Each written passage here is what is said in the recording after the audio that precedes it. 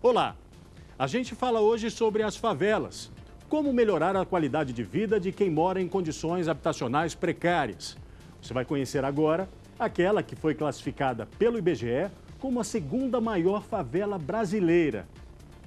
Ela não fica no Rio nem em São Paulo, não. Surgiu a alguns quilômetros do centro do poder no Brasil. É o Sol Nascente.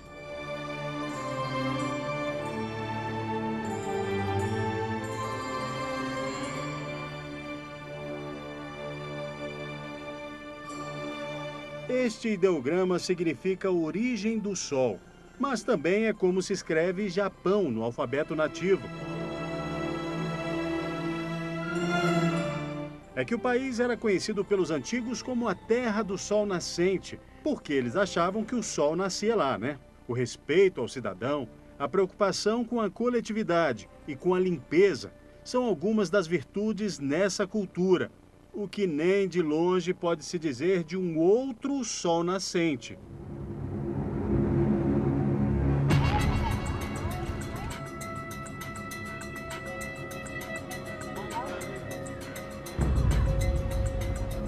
Uma ocupação de área pública que tomou proporções gigantescas, a apenas 26 quilômetros do centro do poder no Brasil.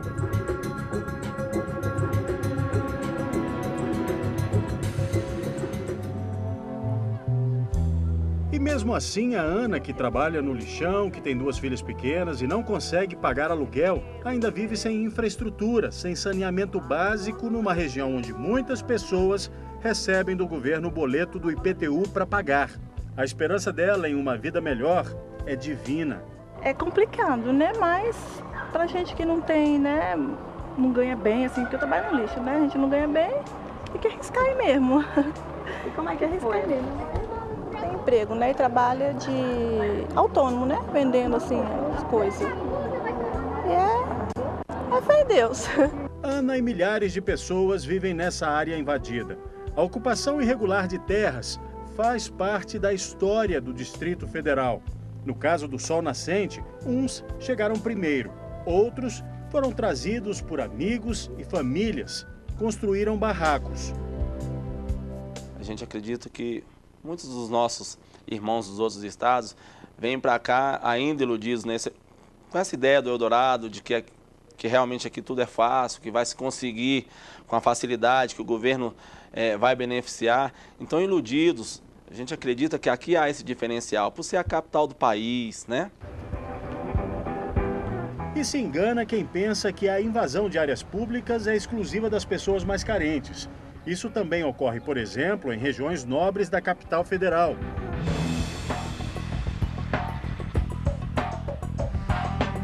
Alguns donos de mansões ampliam seus domínios para próximo do Lago Paranoá. Mas a lei diz que não há uso capião sobre áreas públicas. Isto é, com o passar do tempo, não se adquire direito de posse sobre elas. Pelo menos é o que está previsto no Código Civil Brasileiro, na Lei 10.406, de 10 de janeiro de 2002. A dica é, antes de comprar um imóvel, é preciso consultar a administração regional, consultar também cartórios de registros de imóveis, para saber se o lote ou o terreno pode ser vendido. Caso contrário, as agências de fiscalização dos governos estaduais podem até derrubar o que foi construído. A comunidade de Sol Nascente fica junto à outra, a do Pôr do Sol. Elas estão em uma das regiões mais populosas, perto da área central de Brasília, Ceilândia. Viver aqui é uma calamidade pública, que não tem infraestrutura, não tem segurança, não tem lazer, não tem nada. Poderíamos dizer que o Sol Nascente Pôr do Sol é a Ceilândia de 40 anos atrás, né? Está abrigando uma parcela da população de baixa renda que não tem oportunidade de habitar áreas, digamos assim, regularizadas e habitações normais. No último censo do IBGE de 2010, o Sol Nascente ficou em segundo lugar em número de habitantes, atrás apenas de uma das mais conhecidas favelas da América Latina, a Rocinha, no Rio de Janeiro. Para os pesquisadores, as favelas são chamadas tecnicamente de aglomerados subnormais. Eles tentam fazer um conceito em que caiba toda a precariedade habitacional do Brasil inteiro, que é muito diferente. Então, no caso do Distrito Federal, muitas vezes a gente não tem a mesma imagem da favela do Morro do Rio de Janeiro que a gente tem na cabeça. Muitos dos aglomerados subnormais do Distrito Federal parecem até condomínios, mas para ser classificado como aglomerado subnormal pelo IBGE tem que ter alguma condição de precariedade, ou precariedade dos serviços públicos de água, de esgoto, ou precariedade urbanística, o traçado das ruas, ou mesmo a regularização fundiária. O Distrito Federal tem hoje 36 invasões que são classificadas como aglomerados, favelas. Nelas, já vivem mais de 133 mil pessoas. De mais de 56 mil habitantes em 2010 para 80 mil no ano passado, quando a Companhia de Planejamento do Distrito Federal, a Codeplan, fez um levantamento socioeconômico na área. O crescimento significativo das favelas do Sol Nascente e Pôr do Sol não foi acompanhado em infraestrutura pelo poder público. E o resultado são muitos problemas urbanos. O principal deles é a infraestrutura. Apesar de ser uma área ainda não regularizada, mas o governo tem que zelar pelas pessoas que moram nesse setor. O governo, para atender uma determinada demanda de infraestrutura, ele tem que elaborar um projeto, ele tem que mobilizar os recursos, ele tem que fazer um processo licitatório. Esse processo, às vezes, passa por questionamentos, seja de empresas concorrentes, seja de órgãos fiscalizadores, de forma que, ao fazer um projeto inicialmente e para uma população determinada, 2, 3, 4 anos depois, quando esse projeto está sendo implantado, aquela população já cresceu, né, numa velocidade muito maior. Então é muito difícil para o governo acompanhar esse ritmo. O peso da palavra favela incomoda quem vive na região do Sol Nascente. Lá, a palavra permitida é comunidade. A gente tem que pensar que são lugares onde está presente a criminalidade, onde está presente a violência, mas onde está presente também o trabalho sério, a moralidade, portanto, pessoas absolutamente honestas e de bem. Luta árdua contra os maus hábitos coletivos. Sem coleta, entulho de todo tipo e sacos de lixo são deixados pela população nas ruas, que são de terra batida. Com o período de chuva, a poeira dá lugar à lama. Um outro problema para quem circula de carro e de moto pela comunidade. Onde há asfalto, ele está destruído. Segundo o próprio governo, 94% das ruas ainda não são asfaltadas. A cobertura de serviços avançou nos últimos anos, mas ainda é bem precária. A pesquisa feita pela Codeplan apontou curiosidades. 94% não tem esgoto sanitário, mas quase 50% dos domicílios têm automóvel. A favela do Sol Nascente repete hoje uma realidade de 40 anos atrás em Brasília. Foi quando o governo implantou a Companhia de Erradicação de Invasões, a SEI, que deu origem ao nome Ceilândia, para onde foram levadas as populações que ocupavam outras áreas na década de 70. Hoje, Ceilândia está consolidada, tem 450 mil habitantes. No início, se tratava essa questão das favelas botando fogo nelas. E era um problema isso, né? Aí vinha a igreja, fazia uns prédios. Depois começou-se, no meados do século XX, a tratar as favelas, removendo elas para lugares distantes. Eu conversei com um urbanista que estuda as favelas. O professor Luiz Alberto Gouveia fez doutorado na USP sobre o Sol Nascente. Além da ilegalidade da invasão, o problema desse tipo de ocupação é que ela alcança áreas de risco e de proteção ambiental, as chamadas APPs. O Sol Nascente não é todo área de risco, ele tem partes muito sensíveis. Nessas partes muito sensíveis é que a população não deve ficar. O pesquisador produziu um livro com possíveis soluções para os problemas das favelas. É Cidade Rural, em que ele propõe urbanizar e industrializar áreas longe das cidades e que possam acolher com espaço e qualidade de vida as populações que hoje vivem nos aglomerados. Eu acho importante, na hora de se fazer o assentamento de Sol Nascente, olhar com muito cuidado as áreas mais sensíveis, né? Eu penso que é possível assentar a maior parte da população onde eles estão. É muito desejável que se trate, faça um paisagismo naquela área e um trabalho de urbanização, que eu chamaria assim, transformar o Sol Nascente num novo plano piloto, assim, do ponto de vista da qualidade de vida.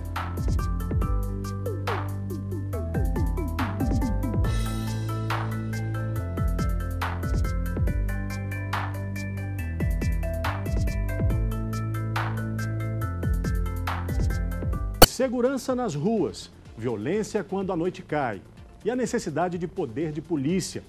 É assim que parte dos moradores enxerga o sol nascente. O medo existe mesmo à luz do dia. Quem vive lá tem que obedecer a um toque de recolher não oficial. Porta de entrada é fácil para o crime aqui? É fácil. É difícil sair, mas é fácil. Quem aceita gravar esconde o rosto com medo, mas revela que o tráfico é um dos caminhos mais escolhidos entre os jovens da comunidade. O único medo de sair da vida aí, ó, do prejuízo é entrando pro mundo das drogas, que é muito fácil. O Zé já passou por tudo isso. Hoje, com quase 30 anos, ao voltar no Sol Nascente, ele imaginava encontrar uma realidade diferente para os jovens dali. Tá do mesmo jeito, não mudou nada, entendeu? Então, os meninos que vão crescer igual eu, eles vão entrar pro crime, eles vão entrar pro tráfico, entendeu? Vai entrar porque como é que a pessoa tem uma infraestrutura desse jeito? Como é que vai jogar a bola aqui se não tem uma quadra, não tem nada? Ele conta que a mãe trabalhava de segunda a sexta e só voltava para casa nos fins de semana. Foi aí que ele conheceu a rua. Chegava na quarta já à noite, eu não tinha o que comer não, eu ia dormir com barriga vazia, entendeu? Aí eu falava, que vida é essa? Aí eu vou esperar por quem? Aí eu pegava e ia pra rua mesmo, pra roubar, pra fazer alguma coisa pra me sustentar, entendeu? Pra ter minhas coisas. Porque qual menino novo hoje, 14 anos, 15 anos, que não quer ter um tênis bom, não quer ter uma camiseta boa? Então o cara vai pro tráfico mesmo, vai pra criminalidade, vai roubar. Esse é apenas um dos motivos para os moradores terem medo de ir e vir por essas ruas. Os moradores aqui só chegam do trabalho, porque sair à noite é complicado aqui. Aqui é um local violento e as pessoas têm medo. Medo de morrer, medo de ser assaltado, isso o que acontece aqui. Para fugir dessas sensações, os moradores têm hora para chegar em casa. Uma vez dentro, sair portão afora pode ser perigoso. Não, à noite ninguém sai pra rua aqui, velho. Se de dia ninguém sai, de noite aqui tem toque de recolher mesmo, tanto que vocês foram pra fazer entrevista com o pessoal, ninguém quis. Vê que a rua tava lotada aqui, acabou, não tem mais ninguém. Fomos até o posto policial mais próximo e chegando lá, acredite, tudo trancado. Entramos em contato com a assessoria de imprensa da Polícia Militar para saber o motivo, mas não tivemos resposta. Nem para o comércio sobra alternativa. Eles tentam se proteger como podem. Essa mulher prefere não se identificar e conta como é a rotina dos comerciantes. Depois das 9 eu encosto as grades, entendeu? Se for conhecido, entra, né? Se não for, eu atendo pela grade. Procuro evitar ao máximo, né? Para não ter problema. Deixar esse mundo de lado não é fácil, mas o Zé conseguiu. A gente vê que a gente tem que mudar mais e vejo o que eles estão fazendo hoje. Se eu puder chegar nesse falar, vai botar na cabeça e falar, mano, sai dessa vida. O crime, das drogas, o tráfico não dá nada, não leva ninguém a nada, só leva a morte, a sepultura. Foi por meio da fé que ele encontrou um novo caminho. Eu tive que sair da realidade daqui, entrar numa religião, conhecer outras pessoas para a pessoa falar bem assim, não, Zé, não, a vida é assim, calma, pô, vai estudar. Não, se você estudar, você terminar, tem jeito, se você terminar seus estudos, você vai ser alguém na vida. E quando o crime tira a vida sem dar uma segunda chance? Jamaica perdeu o irmão baleado com 9 tiros. É um esquema assim que a gente às vezes não acredita que possa acontecer com a gente, moro? Porque é algo que a gente está acostumado a ver na rua, mas acredita que não possa estar acontecendo dentro da casa da gente. Essa vida do crime na periferia, ela aparentemente ela é muito simples, mas não é, sabe? Porque é um preço muito alto a se pagar. Porque o maior preço que a gente paga hoje é a gente acabar envolvendo a família da gente nisso aí. E o cara não sofre só, a família que sofre. Em vez de procurar vingança, o rapper encontrou na música um meio de extravasar a dor. A arte salva, o rap salva, a música salva, Deus salva. E quem diria que o menino da periferia teria sua música como trilha sonora de um filme hollywoodiano, com Arnold Schwarzenegger.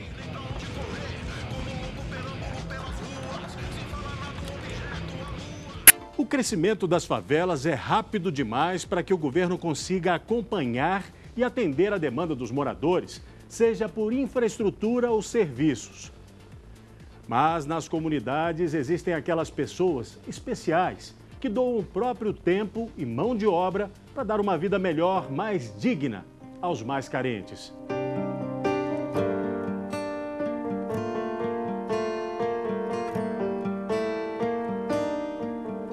Dona Marieta veio do Nordeste para realizar o sonho de dar uma boa educação aos filhos. Mas o que encontrou a fez doar o próprio tempo para outras famílias. Quando nós chegamos aqui, nos deparamos também com uma ausência total de governo. Aí eu fiquei um pouco decepcionada, porque eu cheguei do Nordeste com o sonho de morar perto de uma escola, porque o meu desejo era colocar os filhos para estudar. E eu me deparei aqui vizinho, o Congresso Nacional, vizinho os palácios, tão perto e tão longe, uma ausência enorme que separa o setor das escolas, da educação, da cultura. Ela criou um trabalho social, a Casa de Marieta, que desenvolve atividades com crianças e adultos. Tem percussão, escolinha de futebol, jiu-jitsu, violão e até roda de leitura.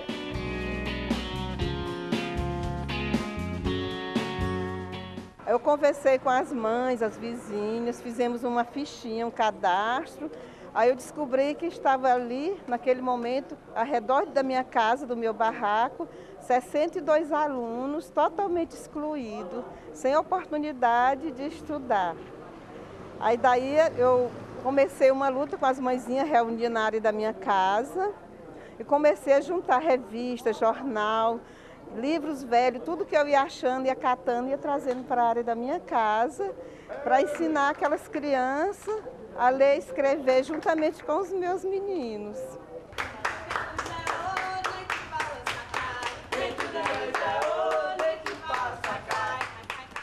Martelo, mestre de capoeira, tem 50 alunos. É um dos instrutores da Casa de Marieta, que funciona com o suporte de gente da própria comunidade. Um dia, numa reunião na Recreio, eu conheci a Dona Marieta. Ela ofereceu esse espaço pra gente. Tenho certeza que muito jovem que está aqui na periferia, que está no crime, está mexendo com coisa errada. Alguns realmente porque querem ou não prestam, mas alguns vão por falta de oportunidade. Onde eu acho que a capoeira aqui, tinha alguns garotos comigo, aqui a maioria da comunidade já treinou. Teve família, eu perdi ela todinha para a criminalidade. Né? Fiquei até ano passado, fiquei até muito pedaço nesse sentido, né? Que foram as pessoas que eu acreditava, mas infelizmente, aqui não eu vou falando, hoje em dia ele quer usar um tênis bom, né? Não quer se conformar com um chinelo. Por quê? Porque vem a televisão mostrando que a moda é isso e aquilo.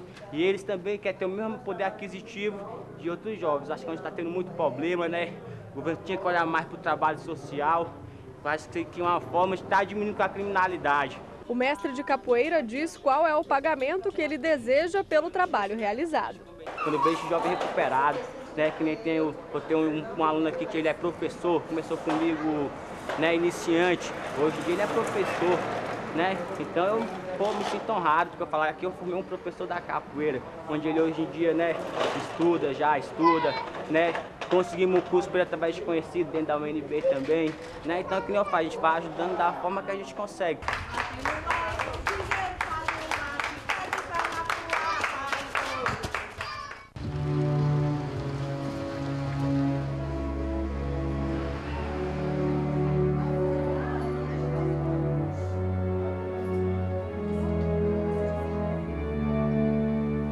Até quem não vive na comunidade se solidariza com a realidade enfrentada pelos moradores daqui.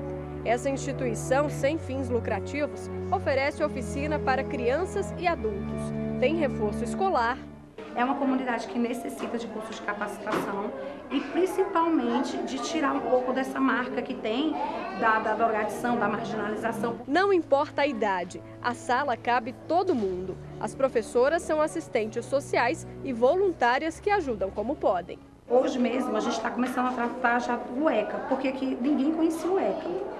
Né? Tão novinhos assim, já é importante introduzir esse conceito. Muito, porque aqui, até na pesquisa que a gente fez, que nas escolas particulares não conhecem o ECA. Na escola pública piorou. Então assim, por exemplo, uma criança de 3, 4 anos, ele já sabe falar, já sabe andar, já sabe tudo. Mas será que ele sabe dizer assim, a tia me bateu? tal pessoa me bateu, às vezes ele vai falar assim, eu temei, é normal. Então a gente não pode normatizar que a violência contra a criança é normal. Então aqui a gente trabalha com eles principalmente isso, o direito deles. Olha, não é certo você apanhar. Quando estão um pouco mais crescidos, vão aprender informática. O professor se divide entre o trabalho e o voluntariado e garante que vale a pena. Essas cabecinhas são fresquinhas e têm assim, um perfil de criatividade muito grande. Nós tivemos alunos que foram encaixados em empresas grandes na área de informática, né? Trabalhando com call center, manutenção. A gente dá também curso de manutenção, né? Então a gente já até encaminha para algumas instituições parceiras, né? Então, precisando, a gente vai dar o ministro do curso e depois dar o encaminhamento à atividade profissional. Charlene é um exemplo. Depois de fazer o curso de informática, conseguiu um emprego bem melhor. Como eu trabalho com vendas, a gente tem que mexer com o computador, né? Então, para mim, abriu muitas portas. Esse emprego que eu estou agora foi devido a ter feito o curso, ele abriu essa porta de emprego para mim.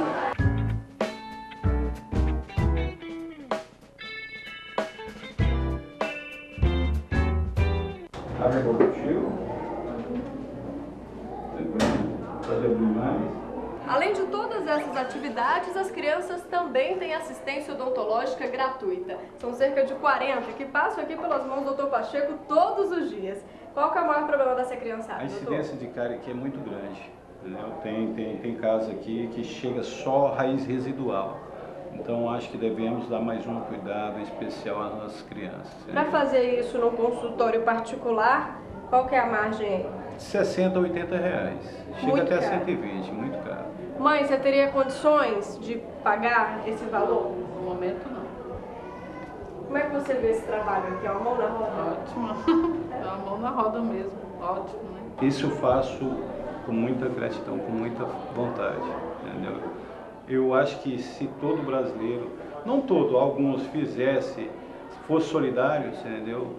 O nosso país seria bem melhor, bem melhor. Quando a gente acredita no ser humano, investe no ser humano, tem transformação com certeza. Se a gente realmente se esforçar, a sociedade em si se empenhar, ver a necessidade, as empresas, o governo, né, as instituições políticas, a gente consegue mudar esse perfil, essa história que a gente vê na realidade no Brasil.